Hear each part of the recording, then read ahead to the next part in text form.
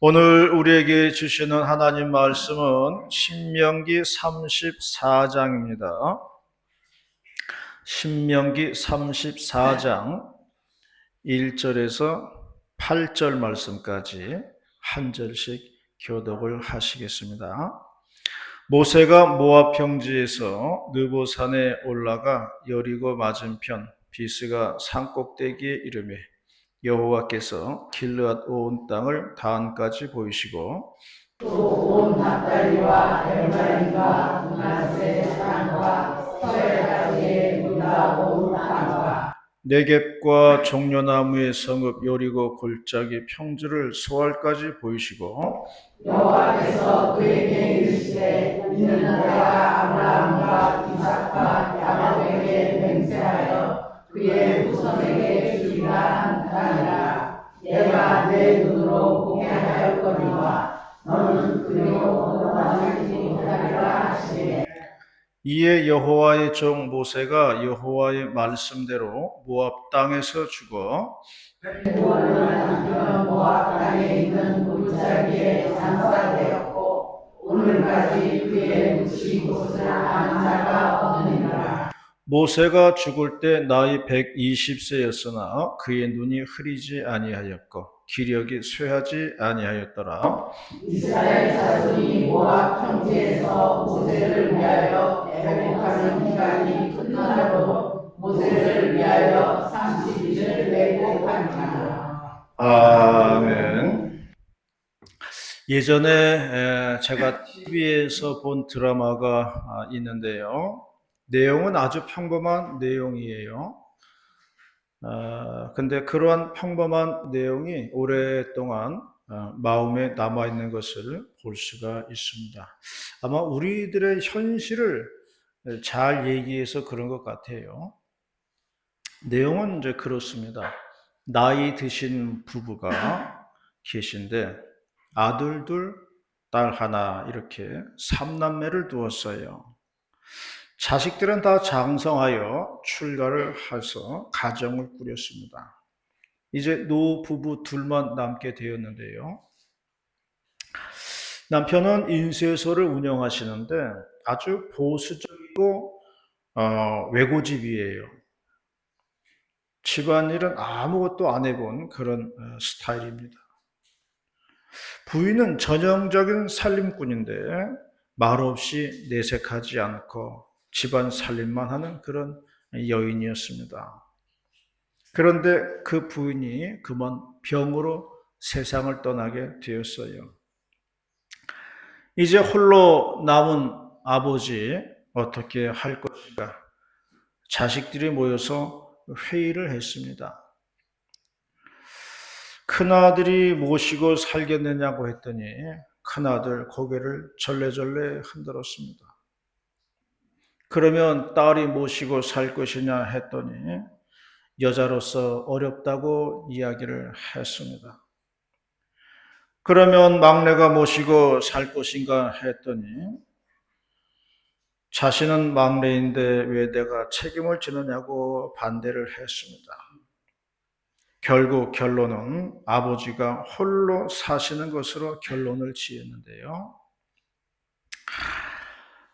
이제 딸이 홀로 남은 아버지에게 집안일 하는 법을 가르쳐 줍니다. 딸이 주방에 들어가서 밥하는 것부터 가르쳐 줍니다. 아버지 쌀을 씻은 다음에 물을 이 정도 맞추세요. 그렇게 밥을 지으면 됩니다. 이제 아버지가 스스로 빨래도 하고 밥도 하고 스스로 다 해가면서 먹고 사시는 겁니다. 아무도 자신을 위해서 해줄 사람은 없습니다. 아버지가 현실을 받아들이는 겁니다.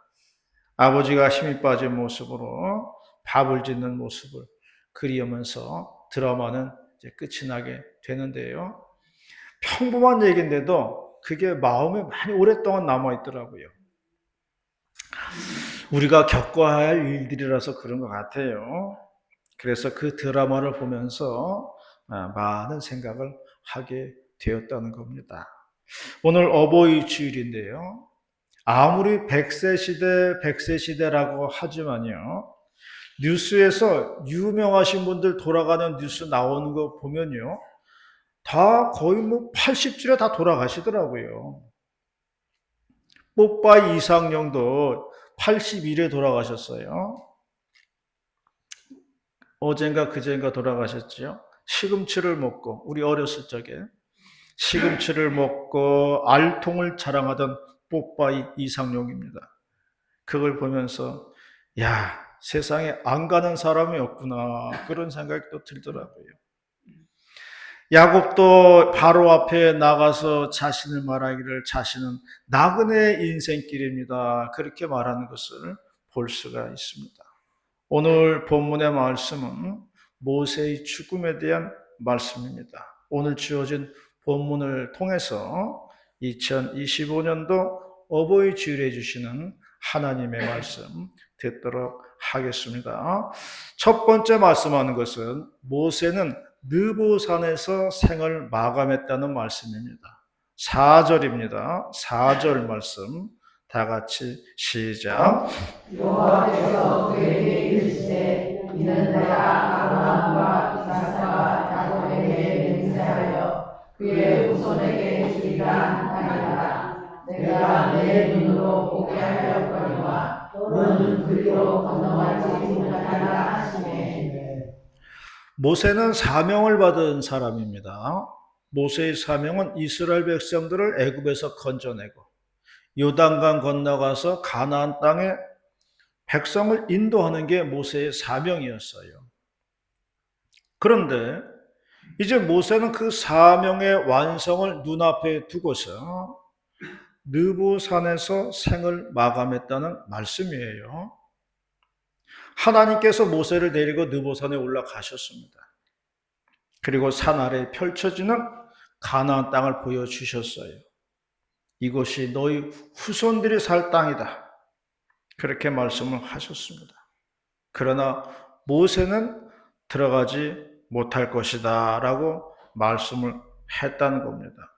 사명의 완성을 눈앞에 두고 생을 마감했다는 말씀입니다. 여기서 우리는 아쉬움이 남아요. 모세가 가나안 땅으로 들어갔으면 좋았을 텐데 하는 아쉬움이 남습니다.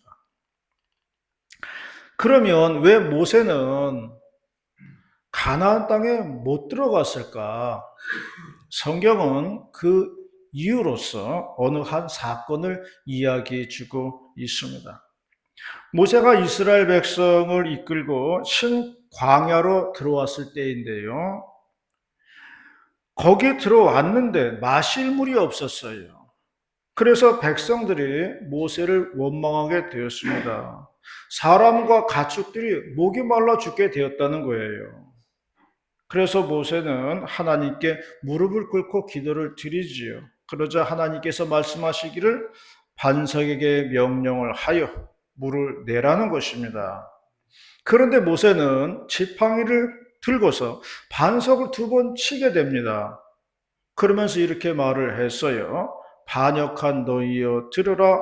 우리가 너희를 위하여 이 반석에서 물을 내랴 하면서 반석을 지팡이로 2번 쳤다고 말씀을 했습니다.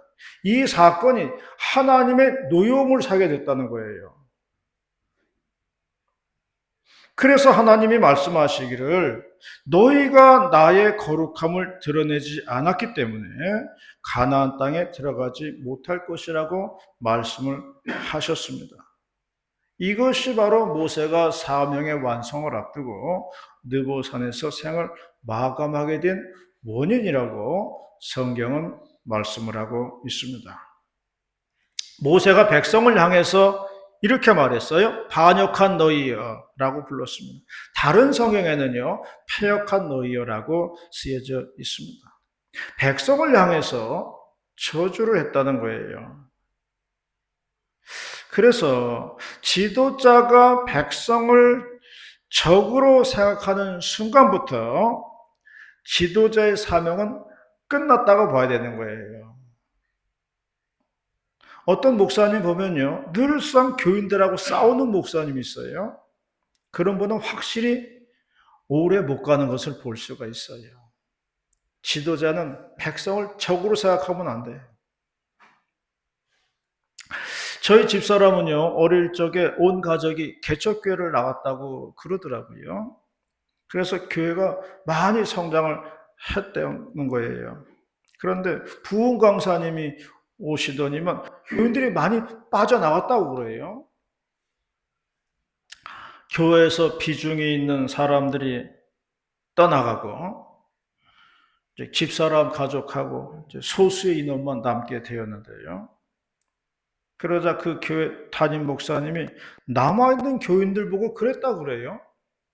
찌끄러기만 남았다고 그렇게 얘기를 했다고 그래요. 그래서 집사람과 가족들도 교회를 떠나고 싶었는데 또 목사님이 말하기를 교회 떠나면 저주를 받는다고 막 그렇게 하니까 또 그게 무서워가지고 교회도 못 떠나고 그냥 눌러 앉아서 신앙생활을 했다는 겁니다. 그러니까 뭐 이러지도 못하고 저러지도 못하고 교회 생활이 늘 가시방석이었던 거죠. 여러분, 목회자가요, 목회를 접는 시점은요, 교인들에 대한 사랑이 식어지는 시점이 오면 그때가 목회를 접는 날이에요. 교인을 사랑하는 마음이 없으면요, 목회는 할 수 없는 거예요. 그만둬야 되는 거예요. 그러므로 사랑을 계속해서 충전을 받든지 아니면 목회를 접든지 두 가지 중에 하나를 해야 되는 거예요.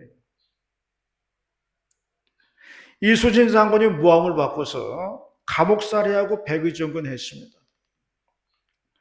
그리고 다시 해군 사령관이 되어가지고 명량해전을 치르게 됩니다.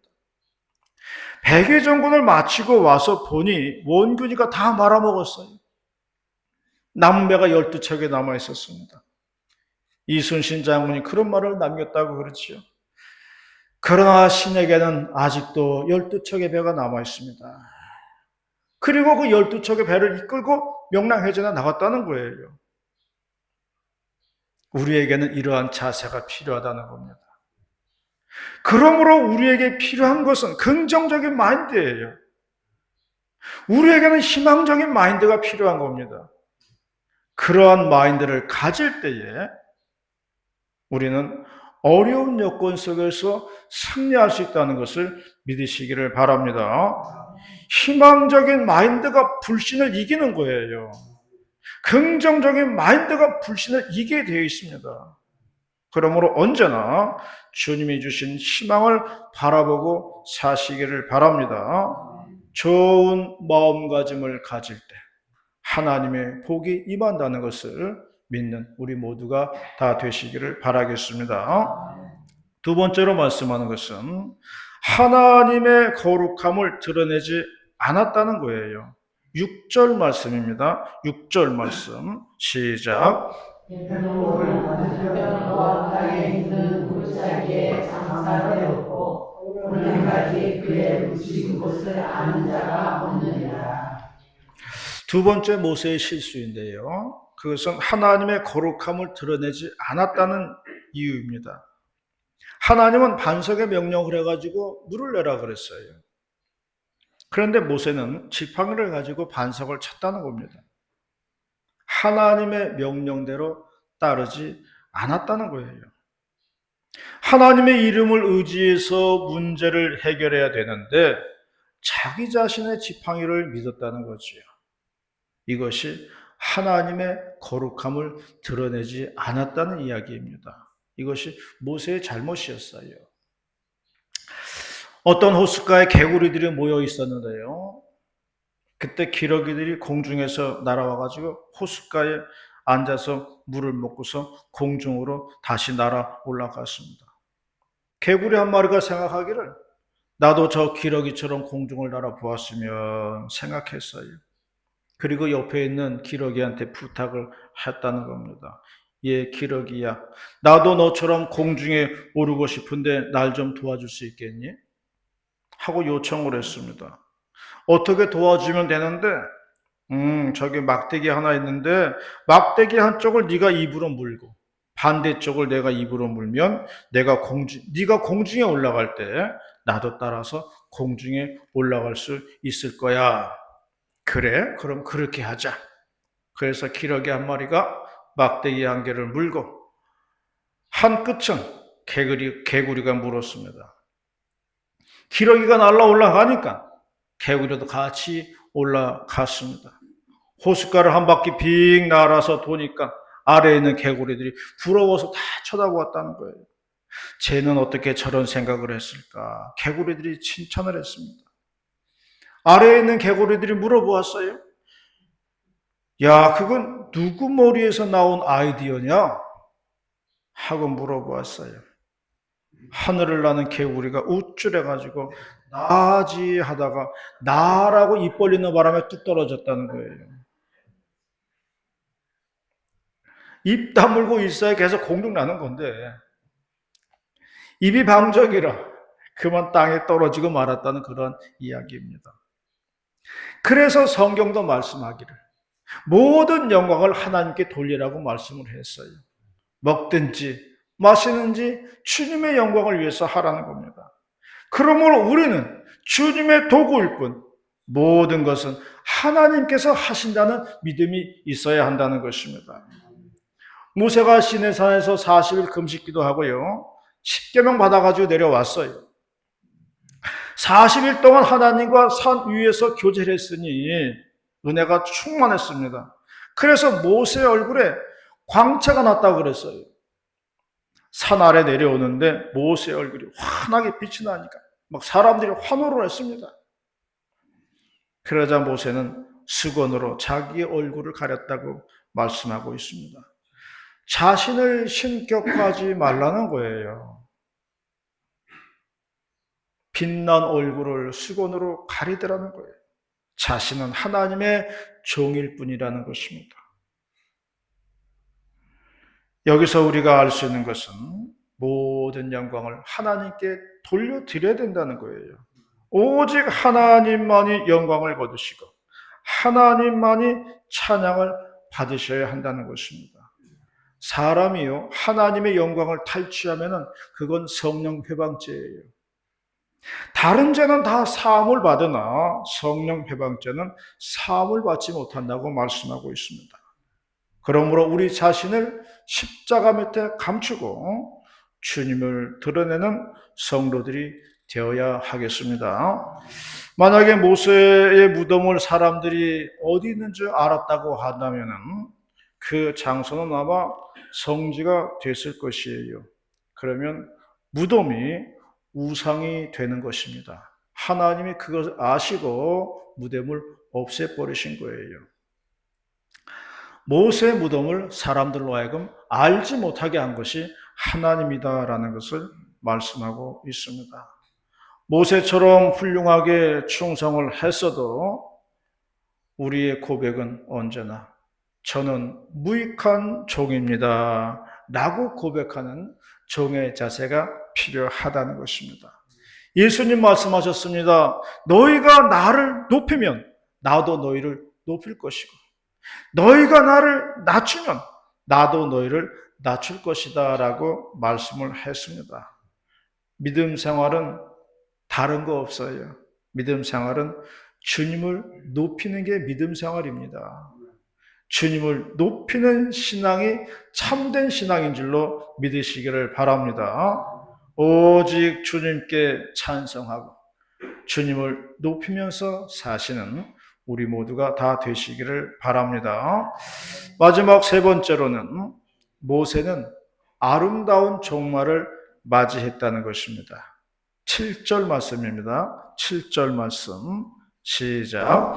모세가 죽을 때 나이 120세였으나 그의 눈이 흐리지 아니하였고 기력이 쇠하지 아니하였더라. 모세의 이름은요 건져냈다는 뜻이에요. 모세를 나일강에서 건져냈기 때문에 모세라는 이름이 붙은 겁니다. 애굽왕 바로가 이스라엘의 어린이를 다 죽이라는 명령을 했어요. 그러자 모세의 어머니가 모세를 갈대 상자에 넣어가지고 나일강에 이렇게 띄워 보내게 됩니다. 이것을 애굽의 공주가 걷어서 키우게 되었어요. 그래서 모세가 왕궁에서 40년을 살게 되었습니다. 40살에 모세는 살인사건에 연루가 돼가지고 처가살을 하게 되는데 그것도 40년을 하게 됩니다. 그리고 80에 사명을 받았어요. 그리고 지금 120세가 되었다고 말씀하고 있습니다. 그런데 그 죽는 순간까지 그의 눈이 흐리지 아니하였고 기력이 쇠하지 아니했다고 말씀하고 있어요. 그런 가운데 모세는 하나님의 부름을 받았다는 것입니다. 구약 성경에는 그렇게 기록이 되어 있어요. 사람의 연수가 70이요, 강건하면 80이다라고 말씀을 했습니다. 그런 여건 속에서 120세를 살았으니 장수의 복도 받은 것입니다. 게다가 눈도 흐리지 아니하였고 기력도 쇠하지 않았으니 건강의 복도 받은 것입니다. 게다가 온전한 상태에서 하늘나라 갔으니 죽는 복도 받은 겁니다. 꽃이 필 때는 화려하지만 칠 때가 되면 추하게 변하는 것을 볼 수가 있습니다. 우리의 인생도 필 때는 활짝 피는데 저물 때가 되면 여기저기 하자가 생기는 것을 볼 수가 있습니다. 그래서 생각을 해 봅니다. 우리도 모세처럼 이렇게 마지막 종말을 맞이할 수는 없을까? 모세처럼 이렇게 인생을 끝낼 수는 없을까 하는 생각을 해 봅니다. 방법은 있다는 것입니다. 우리가 신실하게 하나님을 높이고 의지하면 하나님께서는 우리의 마지막을 책임져 주신다는 거예요. 이러한 믿음을 가져야 됩니다. 그러므로 이제는 우리 자신의 마지막을 위해서 기도해야 한다는 것이에요. 모세와 같은 아름다운 종말을 맞이할 수 있도록 우리가 하나님으로부터 그런 복을 받아야 된다는 겁니다. 여행을 떠날 때 보니까요, 준비할 것이 엄청 많더라고요. 여권 준비해야 되죠. 돈도 바꿔야 되죠. 짐도 싸야 되죠. 안내장도 잘 읽어봐야 돼요. 여행 짐을 싸면서 그런 생각을 해보았습니다. 다른 나라 여행 가는 것도 이렇게 준비할 것이 많은데 만약에 하늘나라 천국에 가게 되면 오죽 준비할 게 많을까, 그런 생각을 해봤어요. 그러므로 먼저 기도의 준비를 많이 하셔야 됩니다. 항상 오늘이 마지막이라는 자세로 살아야 되는 거예요. 그런 자세로 살면요, 우리의 삶의 자세가 달라지는 거예요.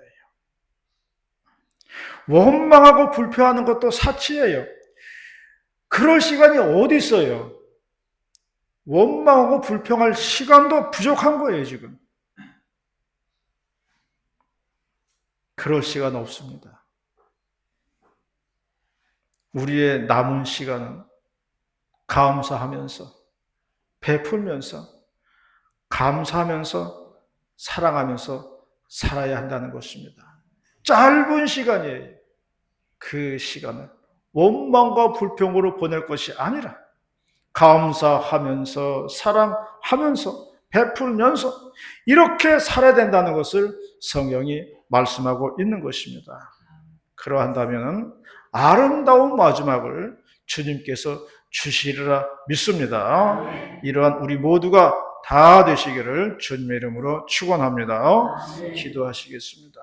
할렐루야. 전능하신 하나님 아버지 고맙습니다. 오늘도 귀하신 말씀 내려주심에 감사를 드리옵고 가슴 심기 새기면서 살아갈 수 있도록 인도하시고 역사하여 주시옵소서.